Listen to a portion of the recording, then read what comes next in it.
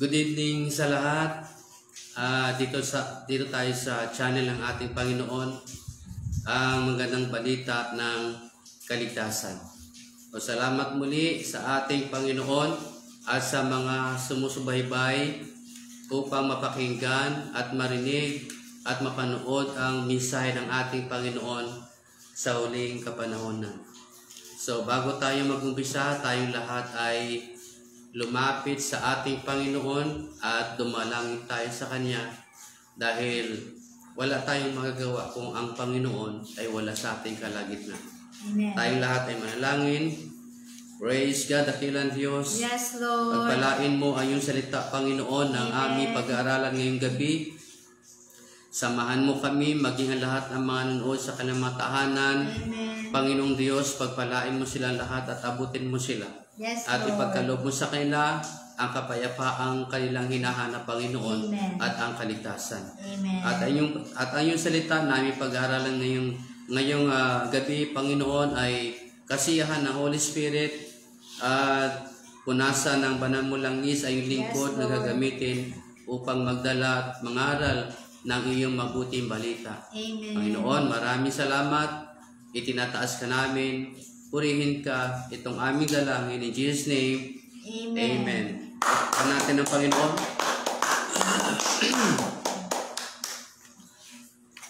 So, dito tayo sa magandang balita ng kaligtasan. At huwag nating kaligtaan na likes, share ang video ito sa ating mga mahal sa buhay. So, ang topic na ibinigay ng Diyos sa atin ngayon ay ang paglikha sa tao. Amen. So, sa Genesis chapter 1, verse 27.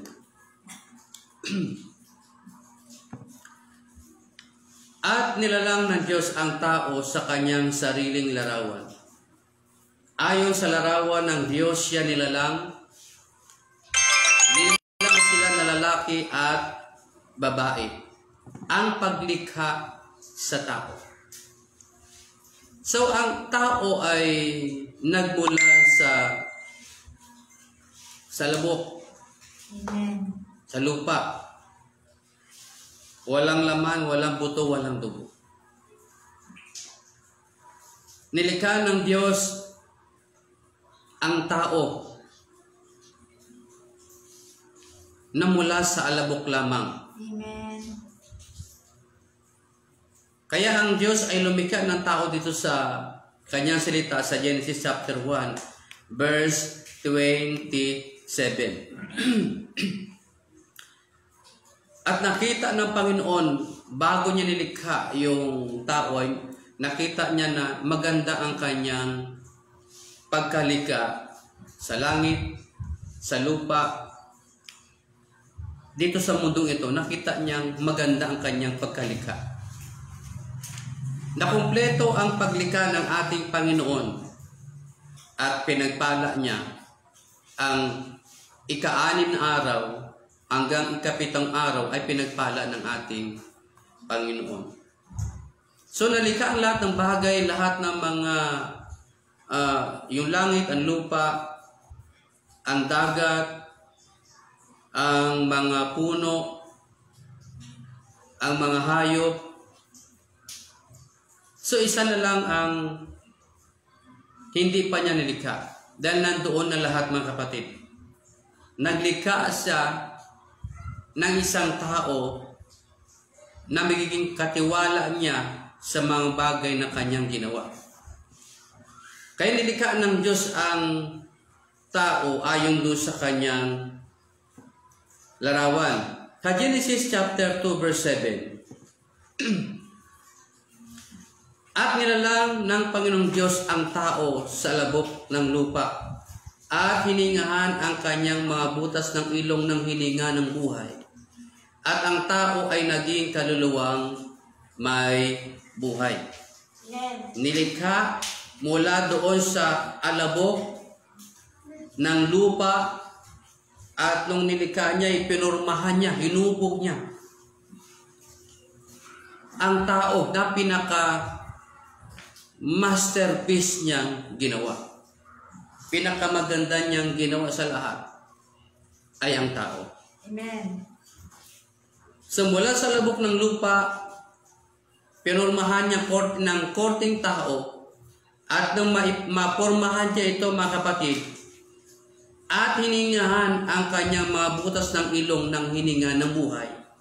At ang tao ay naging kaluluwang may buhay. Amen. So nililikha ng ating Panginoon ang tao mula sa labok at hiningahan ang kanyang butas ng ilong ng hininga ng buhay, at ang tao ay naging kaluluwang may buhay. Amen. Mula sa labok, mula sa lupa, nagkaroon ng buhay ang tao. Amen.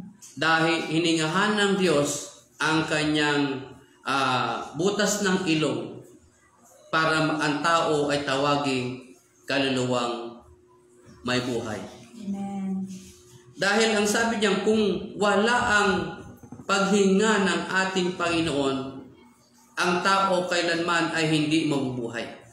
Kaya nung hiningahan niya, ito ay nagkaroon ng buhay ang tao. Ang sabi sa Malakay chapter 2 verse 10, dapat makilala natin, mga kapatid, ang lumikha sa atin.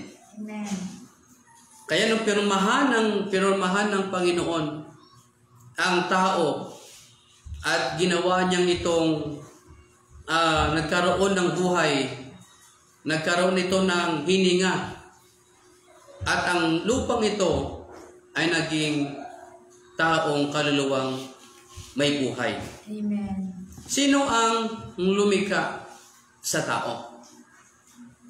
Sino ang gumawa sa tao? Dito sa Malakay chapter 2 verse 10, wala baga tayong lahat na isang ama? Hindi baga isang Diyos ang lumalang sa atin? Bakit tayo nagisigawa ng paglililo bawat isa laban sa kanyang kapatid, na nilapastangan ang tipan ng ating mga magulang? Iisa lang ang Creator. Amen. Iisa lang ang gumawa, lumikha sa tao. That's right. At ang lumikha ay walang iba kundi ang makapangyarihang Diyos. Amen. At maliban sa ating Panginoon ay wala ng ibang Diyos na kasama siya. Had not one God created us? Iisa lang ang lumikha sa atin. Bakit sinabi dito na bakit yung mga nating mga magulang ay naglilo? O ibig sabihin, hindi nakilala kung sino ang lumikha sa tao. Nagkaroon sila ng iba't ibang mga kaisipan, iba't ibang mga teolohiya, na hindi daw ang Diyos ang lumikha sa tao. Dahil ito ay parang pumutok yung isang bomba, nag-evolution, na ang tao daw ay nagmula sa unggoy. Iba't ibang mga katuruan, iba't ibang mga sinasabi o doktrina na ang tao daw ay nagmula sa unggoy.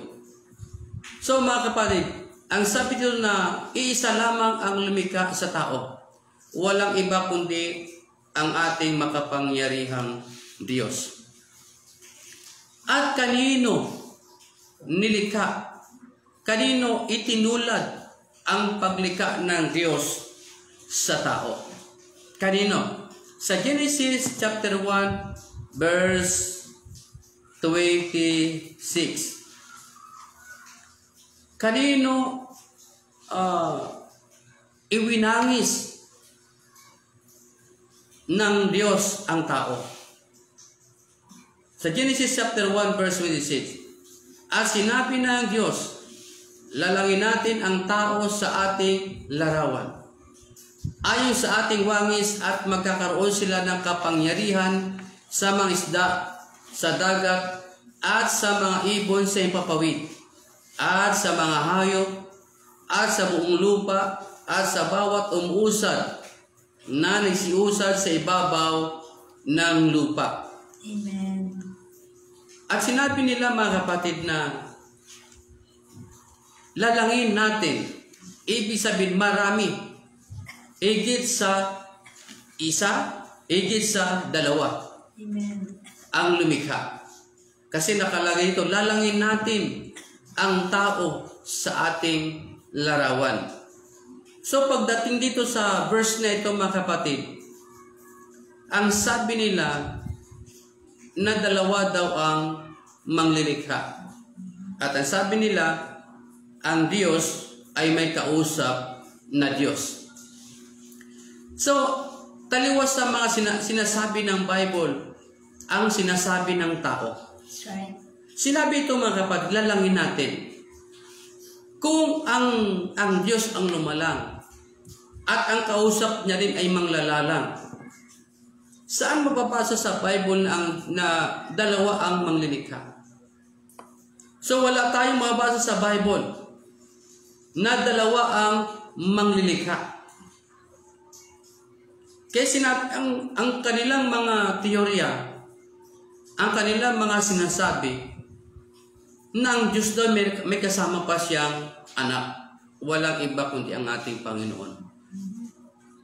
So yun ang kanilang sinasabi.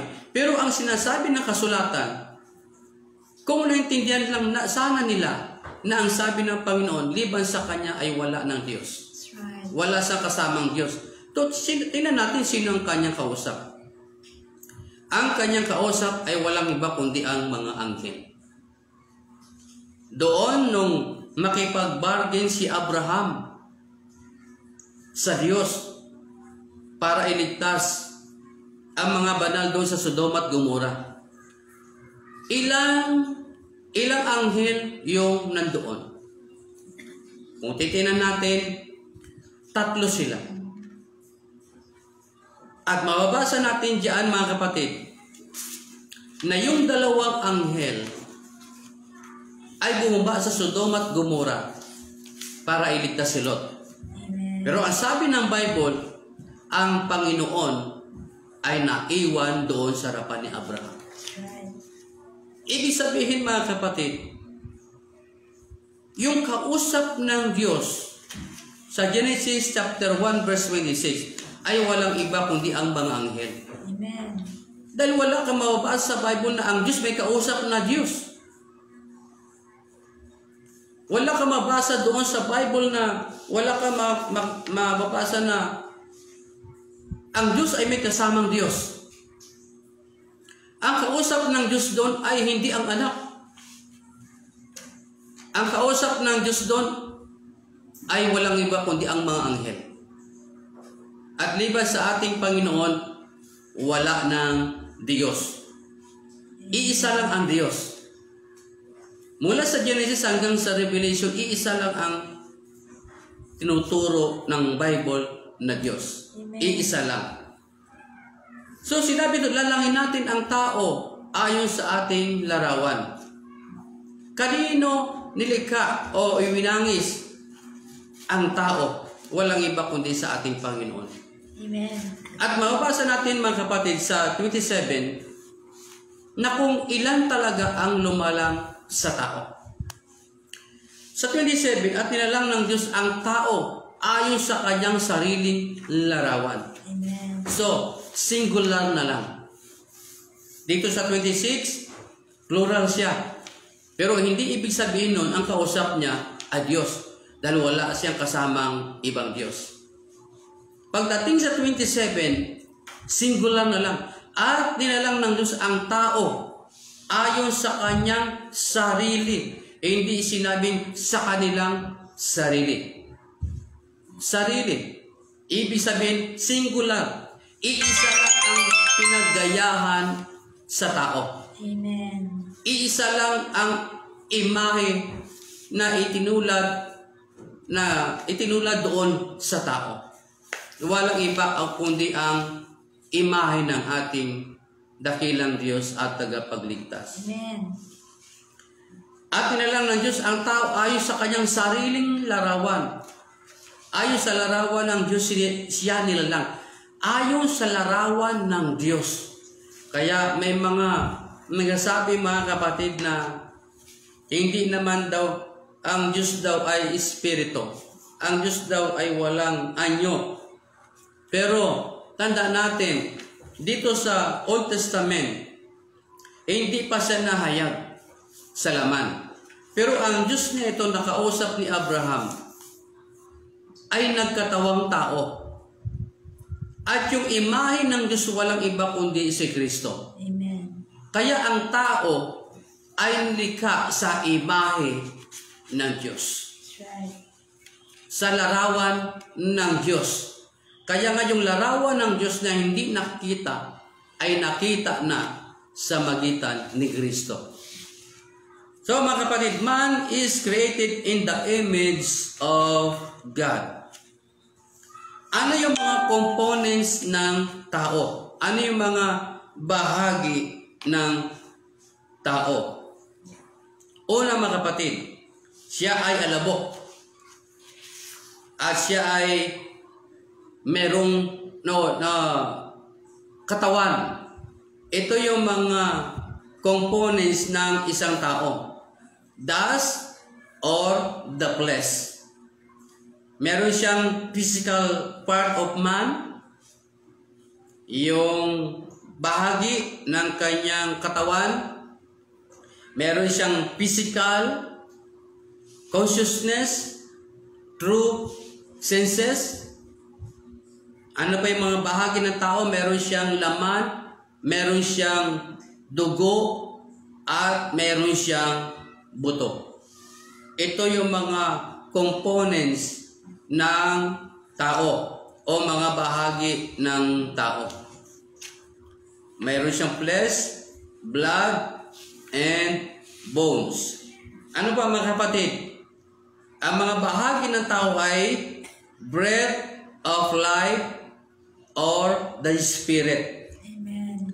Ang ibig sabihin mga kapatid, meron siyang spiritual na parte bilang isang tao. Amen. May parte siya, breath of life or the spirit. Tinatawag itong spiritual part of a man. Ito yung mga bahagi ng tao. At ano pa mga kapatid? Meron siyang kaluluwa. Amen. Ang tao ay flesh, meron siyang breath of life or the spirit, at merong kaluluwa. Ano yung kaluluwa mga kapatid? A spiritual part of man capable of self-consciousness, composed of will, intellect, and emotion. Mga kapatid, ang soul, meron siyang consciousness, meron siyang composed of will, intellect, and emotion. Yung meron siyang emotion, mga kapatid, ito yung sinasabi ng kaluluwa. Meron siyang pakiramdam, meron siyang emotion, meron siyang self-consciousness. Ito yung kaluluwa. Ito yung nakakaramdam. Ito yung nakakaramdam ng pagod, ng hirap, na pagdaramdam. Ito yung soul. Pero yung kaluluwa, ito in-impart ng Panginoon para makipag-isa sa ating Panginoon, mga kapatid. Amen. Dahil ang laman ay laman nga, at ang espiritu ay espiritu. Iba ang gawa ng laman kaysa gawa ng espiritu. In-impart ng Diyos ang espiritu sa laman dahil ang laman ay laman nga. Kaya kung wala yung espiritu ng ating Panginoon, ang ginagawa ng tao ay puro makalaman.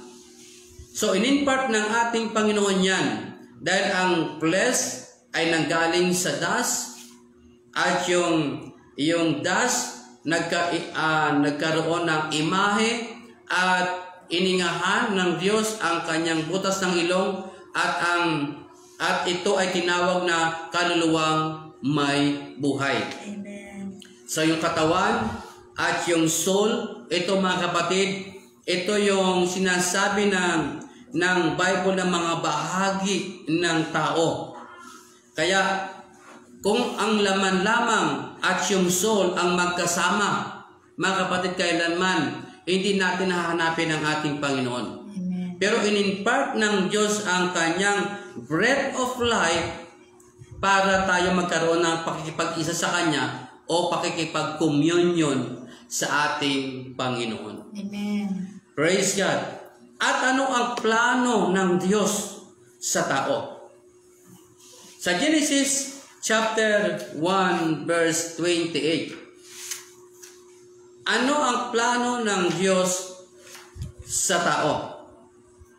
At sila'y binasbasa ng Diyos at sa kanila'y sinabi ng Diyos, kayo'y magpalaanakin at magpakarami at kalatan ninyo ang lupa at inyong supilin at magkaroon kayo ng kapangyarihan sa mga isda, sa dagat at sa mga ibon, sa impapawid at sa bawat hayop na gumagalaw sa ibabaw ng lupa.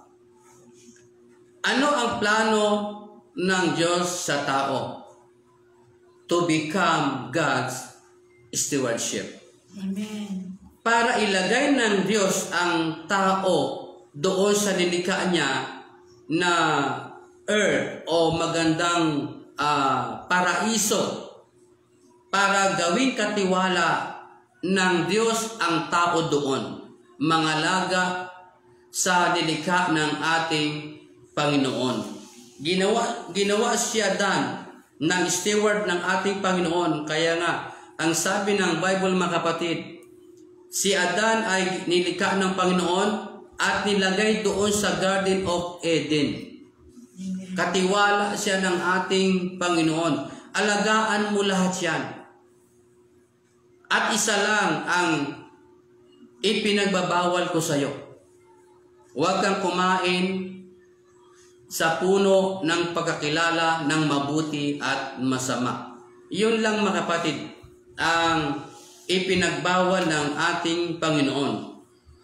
Kaya tayo mga kapatid, tayo ay pinagkatiwalaan ng ating Panginoon sa kanyang templo. Walang iba kundi yung ating katawan. Pinagkatiwalaan tayo. Caretakers of God's temple.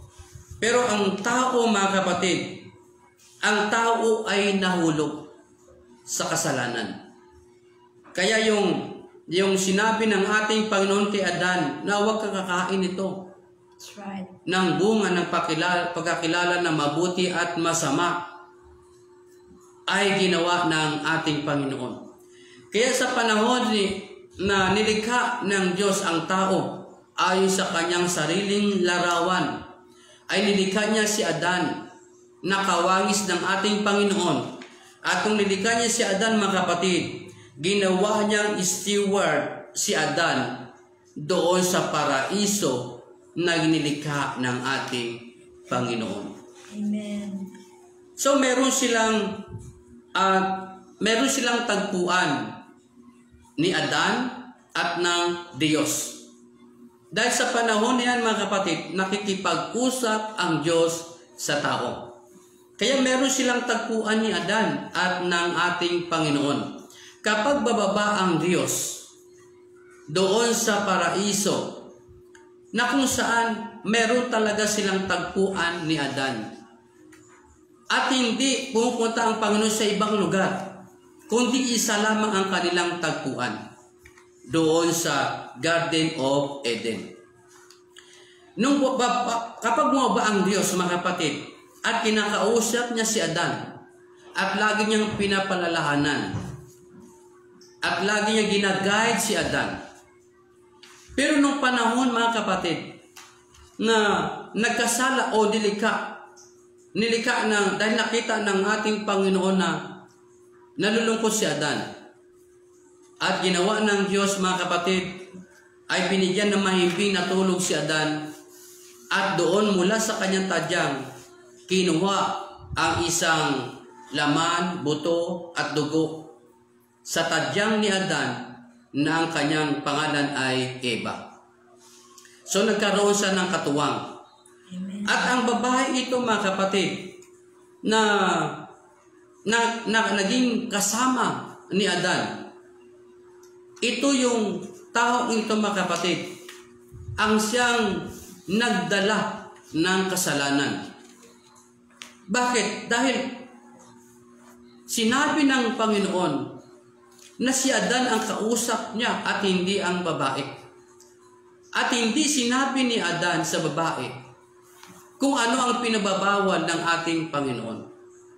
At nung pumunta sila doon doon sa may puno na ipinagabawal ng ating Panginoon, ay nakita ni Eva na ang bunga ay mamasa-masa. At kinuha niya ito. At nung kinuha niya, kinain niya. At nung kinain niya, mga kapatid, walang sinabi doon na nagkasala sila. Dahil hindi ang babae ang kausap ng Diyos na huwag kakain sa puno ng pagkakilala ng mabuti at masama. Amen. Hindi ang babae ang kausap ng ating Panginoon, kundi si Adan. Kaya nung kumain si Eva, wala sinabi na nagkasala sila. Hindi sinabi na sa inyong ginawa ay magdaranas kayo ng kahirapan at sa iyong ginawa ay mamamatay ka sa iyong kasalanan. Wala, mga kapatid. At nung binigyan ni Eva si Adan ng bunga ng pagkakilala na mabuti at masama, pagkakain niya, doon pumasok ang kasalanan. Amen. Dahil si Adan ang inutusan ng Diyos na huwag kumain ng bunga ng pagkakilala ng mabuti at masama. Doon pumasok ang kasalanan. Kaya nung bumaba ang Diyos sa Garden of Eden, mga kapatid, at nakita doon na wala na si Adan. Nakita doon na wala na si Adan sa kanilang tagpuan. At sinabi ngayon ng Panginoon, Adan, nasaan ka? Hindi ibig sabihin, hindi alam ng Diyos kung saan si Adan. Alam ng Diyos ang lahat ng bagay. Amen. Lahat ng dako alam niya. Kaya may teorya na sabi na may limitasyon daw ang kaalaman ng ating Panginoon. Hindi lang nila naintindihan. Nung sinabi ng Panginoon, Adan, nasaan ka? Nung sinabi, hindi porque sinabi ng Panginoon doon, ay hindi na alam ng Diyos kung nasaan si Adan. Right. Ang hinanap ng Diyos kay Adan ay ang katuwiran. Ang hinanap ng Diyos kay Adan yung katuwiran na nawala kay Adan. Amen. Kaya sinabi nung nagkasala si Adan, mga kapatid, hinanap siya doon ng ating Panginoon at hindi doon siya natagpuan. Bakit? Anong sabi ng Panginoon? Bakit, Adan? Nakakain ka ba ng bunga ng pagkakilala na mabuti at masama na pinagbawal ko sa iyo? Kumain ka ba? Kaya tinuro niya, itong binigay mo sa akin, siya ang nagbigay sa akin. So, mga kapatid, ang plano ng ating Panginoon ay maging katiwala doon sa nilikha ng ating Panginoon, doon sa paraiso. Kaya nung nagkasala sila, mga kapatid, tinanggal sila doon. That's right. Nahulog sila. Kaya tayo in the last days, mga kapatid, we are caretakers of God's temple. Amen. Katiwala tayo ng Diyos sa katawang ito. Dapat yung katuwiran ng Diyos ang nananayo sa atin. Huwag nating hubarin ang kabanalan sa templo ng ating Panginoon. Amen. Ang sabi sa 1 Corinthians chapter 3 verse 16, hindi nyo ba alam na ang inyong katawan ay templo ng Espiritu Santo na nasa inyo? Katiwala tayo. So dapat yung templo, yung katawan natin ay tahanan ng Espiritu Santo ng ating Panginoon. Dapat mamalagi ang Espiritu ng Diyos sa atin. mamalagi yung ating kabanalan. Huwag nating sirain yung templo ng ating Panginoon, walang iba kundi ang ating katawan. Amen. Dahil kapag pinabayaan mo yan, mga kapatid, yung templong iyan na pinagtitiwala sa iyo ng Panginoon, hahatulan ka ng Diyos sa huling araw. Amen. Katiwala tayong lahat sa templo ng ating Panginoon. So, nahulog ang tao doon sa kasalanan. Nahulog sila, nagkasala si Eva, nagkasala si Adan, at nahulog ang tao mula doon sa caretakers, doon sa paraiso ng ating Panginoon. Nahulog sila sa kasalanan. Amen. Kaya ang tao ay nagkasala sa harapan ng Diyos, at ang tao ay nagkaroon ng kamatayan. Eh, sinabi ng Panginoon na pag kumain ka niya, mamatay ka. Hindi kaagad namatay si Adan dahil ang pinag-usapan ito spiritual That's right. na kamatayan. Hindi physical. Ito ay spiritual. At nung mahulog ang tao doon sa kasalanan, mga kapatid, nagkaroon ng sumpa. Binigyan sila ng sumpa ng ating Panginoon. Amen. Dahil nahulog sila. The result of the fall. Yung resulta ng pagkakasala ng tao sa Diyos. Ano-ano ang mga resultang ito? Sa Genesis chapter 3 verse 14. At sinabi ng Panginoong Diyos sa Ahas, sapagkat ginawa mo ito, ay sumpain ka ng higit sa lahat ng hayop at ng higit sa bawat ganid sa parang ang iyong tiyan ang ilalakad mo at alabok ang iyong kakanin sa lahat ng mga araw ng iyong buhay. Amen. Kaya kung titingnan natin dito, mga kapatid, sa panahon na yon na ang ahas ay hindi lumalakad sa magitan ng kanyang tiyan. Dahil nung hindi pa sa sinumpa, hindi naman natin nabasa, pero nung siya ay sinumpa, hindi pa sa sinumpa, alam natin na merong paa ang ahas. Amen. Bakit? At sabi niya, nung nagkasala dahil sa tinukso nila si Adan at si Eva, at sinabi ng Panginoong Diyos sa ahas, sapagkat ginawa mo ito, ay sumpain ka higit sa lahat ng hayop, at ang higit sa bawat ganid sa parang, ang iyong tiyan ang ilalakad mo. Ibig sabihin sa panahon yun, may paa ang ahas, mga kapatid. Amen. So sinumpa siya, ang ahas.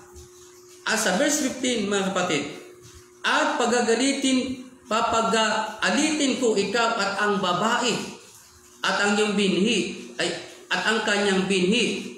Ito ang dudurog ng iyong ulo at ikaw ang dudurog ng kanyang sakong. Kaya ang ahas kapag pinapatay, sa ulo, mga kapatid, ang punterya. That's right. Makita mo palang ahas, alam mo na kung saan siya mahina. Alam mo kung saan mo siya pupuksain.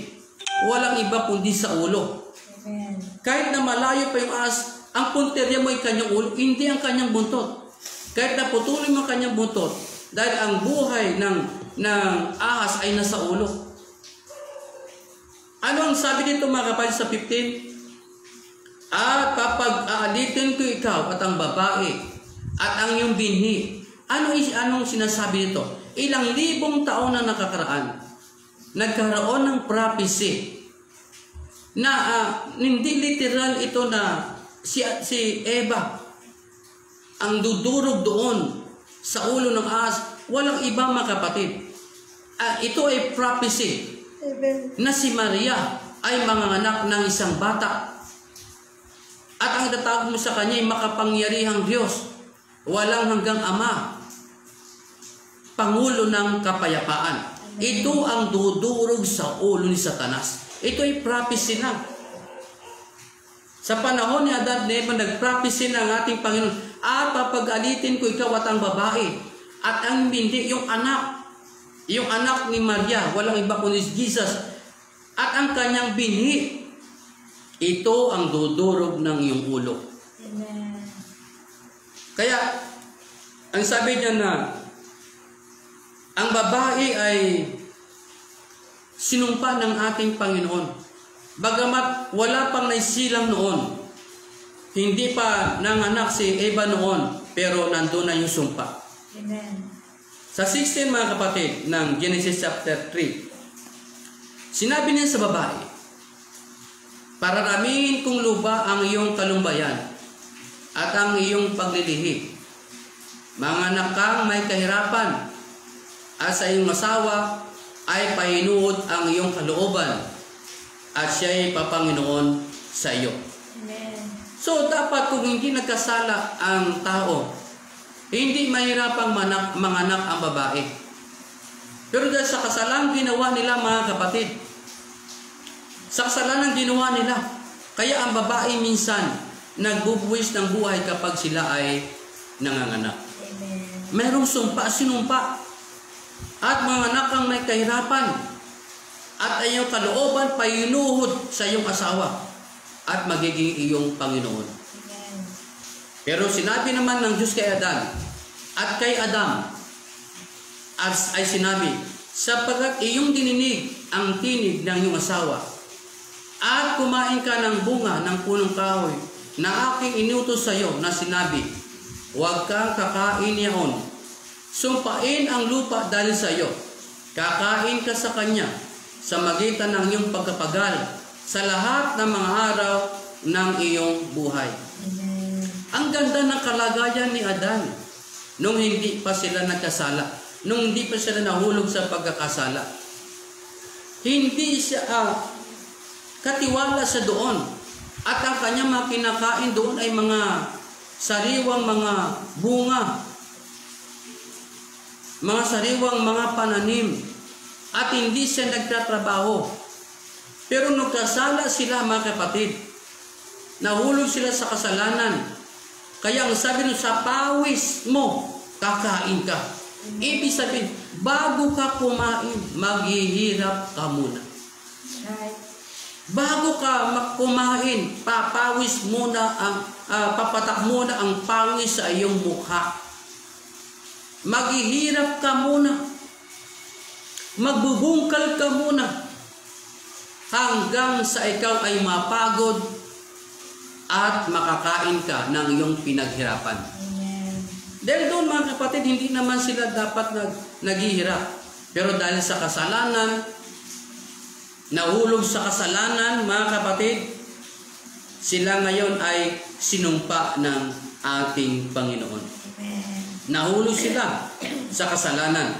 Ano pa? Separation from God. Genesis chapter 3 verse 24. Ano ba't itinaboy ang lalaki at inilagay sa silanganan ng halamanan ng Eden ang mga kerubin at ang isang nagliligas na tabak na umiikot upang ingatan ng daang patungo sa kahoy ng buhay. Nagkaroon sila ng separation. Dati kasama nila ang ating Panginoon, pero nagkasala sila. Pinalaya sila ng Diyos doon sa halamanan ng Eden. At para hindi na sila makabalik, naglagay ang Diyos ng mga kerubin at may isang nagniningas na tabak na umiikot para hindi na sila makabalik doon. Amen. Separation from God. Nawala na sa kanila yung katuwiran ng ating Panginoon. At pangatlo, physical, spiritual, and eternal death. The result of the fall. Ito yung resulta ng pagkahulog ng tao, mga kapatid, sa kasalanan. Amen. Hebrews chapter 9 verse 27. Na-separate sila mga kapatid. At ang sabi dito sa Hebrews chapter 9 verse 27, at kung paanong itinakda sa mga tao ang mamatay na minsan, at pagkatapos nito ay ang paghuhukom. So, physical death, and spiritual death, mga kapatid. At ang sabi pa sa Revelation chapter 21, Revelation chapter 21 verse 8, ito yung pagkakahulog ng tao sa kasalanan. Ngunit sa mga duwag at sa mga hindi mananampalataya at sa mga kasuklam-suklam at sa mga mamatay tao at sa mga mapakiapid at sa mga manggagaway at sa mga mapagsamba sa Diyos-Diyosan at sa lahat ng mga sinungaling, ang kanilang bahagi ay sa dagat-dagatang naginingas sa apoy at asupre na siyang ikalawang kamatayan. Amen. Ito ang resulta ng pagkakasala ng tao. Amen. Resulta ito. Mga kapatid, kung ikaw ay nanonood ngayon at patuloy ka sa pagkakasala, ito nakalagay sa Revelation chapter 21 verse 8, duwag kang harapin na manampalataya sa ating Panginoon.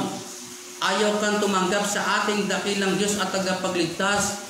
Ayaw maglingkod sa ating Panginoon. Ikaw ay naging duwag. Tandaan mo ito. Ikaw ay may bahagi sa dagat-dagatang naginingas sa apoy at asupre na siyang ikalawang kamatayan.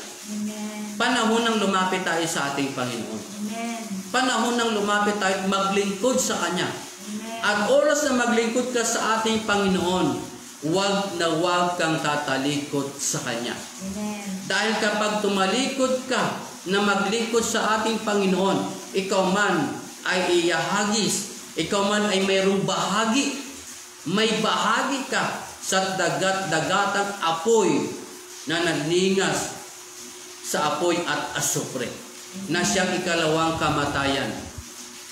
Kaya panahon na mga kapatid para tayo ay lumapit sa ating Panginoon. Amen. Kung ikaw noon ay tumanggap sa ating Panginoon at marami kayong tumanggap sa Diyos at yung iba ay nangahulog na, ang iba backslide na, magpatuloy ka hanggang dulo. Amen. Magpatuloy ka hanggang wakas. At ikaw ay maliligtas. Right. So mga kapatid, salamat sa ating Panginoon, salamat sa kanyang mensahe na mula sa tao, mula sa labok, nilikha tayo ng ating Panginoon sa kanyang larawan at yung mga bahagi ng tao, yung flesh, yung breath of life of the spirit and soul, at nahulog ang tao sa kasalanan at ang resulta ng kasalanan ay ang pagkamatay nating physical at maging spiritual. Amen. Anong gagawin? Kailangan lumapit tayo sa ating Panginoon. Mag-repent sa iyong kasalanan, magpabaptize in Jesus' name, sa pangalan ng ating Panginoon, then tatanggapin mo ang kaloob ng Espiritu Santo. Amen. Ngayon, huwag kang titigil na maglingkod sa Kanya habang ikaw ay nabubuhay. Amen. Salamat sa ating Panginoon, ang paglikha ng Diyos sa tao. Amen. Praise God. Salamat sa ating Panginoon. At huwag niyong kaligtaan na i-like, share yung video ito ng ang balita ng kaligtasan. I-share natin sa ating mga mahal sa buhay, sa ating mga kamag-anak. Salamat sa ating Panginoon. Tayong lahat ay manalangin. Mag-comments kayo dyan. At i-forward natin sa ating mga kaibigan at kamag-anak, mga kapatid. Let's pray. Tayong lahat ay manalangin. Dakilang Diyos, nagpapasalamat kami sa iyo. Yes, Lord. Na pinagpala mo ang iyong salita ngayong gabi, Amen. ang paglikha sa tao. Salamat, Panginoon, sapagkat ang tao ay nilikha mo ayon sa iyong sariling larawan. Amen. At ang tao ay nagkasala, at ang tao ay ginawa mong katiwala doon sa Garden of Eden, pero nagkasala, na-separate sila, at nagkaroon sila ng spiritual death, physical death. Kaya naman, Panginoon, kapasalamat kami sapagkat bukas ang palad mo upang kami ay tanggapin mo muli sa iyong sarili. Amen. Panginoon, ipuin mo ang puso ng mga nanonood ngayon, nakikinig, at iligtas mo sila. Patawarin mo sila sa kanilang mga pagkakasala, Panginoon, at patuloy silang maglilingkod sa iyo hanggang dulo. Amen. Panginoon, maraming salamat. Pagpalain mo sila lahat. At kasihan palagi ng Holy Spirit ang iyong salita at maging ang iyong likod na ginagamit, Panginoon, Bigyan mo ko ng knowledge and wisdom. Maging good ang aking kalusugan. Amen. At maging pagpalain mo aking asawa at mga anak. Amen. At maging ang church na ito, pagpalain mo ito, Panginoon. Amen. Maraming salamat sa iyo, Panginoon. Pinupuri ka namin at pasalamatan. At salamat sa mga nood, nakikinig, at pagpalain mo silang lahat. Salamat, Panginoon. Purihin ka. Itong aming dalangin sa iyo. In Jesus' name we pray. Ang lahat ay magsabing Amen. Amen. Praise God. Palakpakan natin ang ating Panginoon. God bless sa inyong lahat. Pagpalain tayo ng Panginoong Hesus, mga kapatid. At lagi natin suportahan ang gawain ng ating Panginoon. At sa araw ng Sunday, kita-kita tayo dito sa the church. Sumamba tayo sa ating Panginoon. Inumpisahan mo ng maglingkod. Tapusin mo hanggang dulo. Amen. Ito ang inyong lingkod, Pastor Boy Austria, na nagsasabing, Shalom everyone. Praise God. In Jesus' name, Amen.